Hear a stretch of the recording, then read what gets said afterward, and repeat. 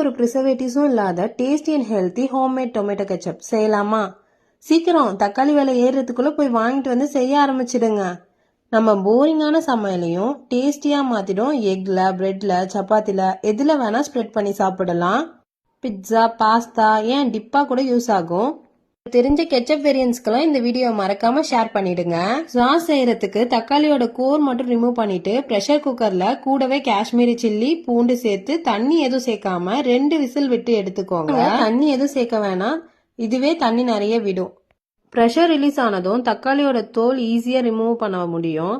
தனியா பிரிச்சு ரிமூவ் பண்ணிடுங்க, அது தேவையில்லை நமக்கு. ஒரு சொட்டு கூட தண்ணி சேர்க்காம எவ்வளவு தண்ணி விட்டு இருக்கு பாத்தீங்களா? நல்லா ஆறுனதுக்கு அப்புறம் மிக்சி ஜார்ல மாத்தி ஸ்மூத் பேஸ்டா அரைச்சிடுங்க. எக்ஸ்ட்ரா வாட்டர் இருந்தா இருக்கட்டும். அந்த எக்ஸ்ட்ரா வாட்டரை ஸ்ட்ரெயின் பண்ணிட்டு தனியா பிரிச்சு வச்சுக்கோங்க. மறுபடியும் குக்கர் பேனை ஸ்டவ்ல வச்சுட்டு சன்ஃப்ளவர் ஆயில் சேர்த்துக்கோங்க. மற்ற எண்ணெயெல்லாம் சேர்த்தா அதோட ஃப்ளேவர் டாமினேட் ஆயிடும்.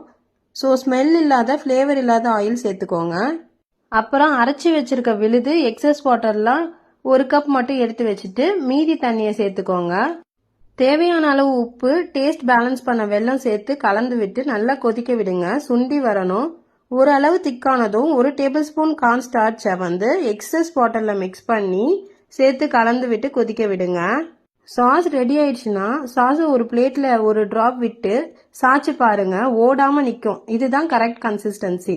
இந்த ஸ்டேஜ்ல ஸ்டவ் ஆஃப் பண்ணிட்டு வினிகர் இல்லைன்னா லெமன் ஜூஸ் கலந்து ஆற விட்டு சுத்தமான கண்டெய்னருக்கு டிரான்ஸ்ஃபர் பண்ணிட்டு ஃப்ரிட்ஜ்ல ஸ்டோர் பண்ணி வச்சிங்கன்னா 2 months வரைக்கும் வரும்.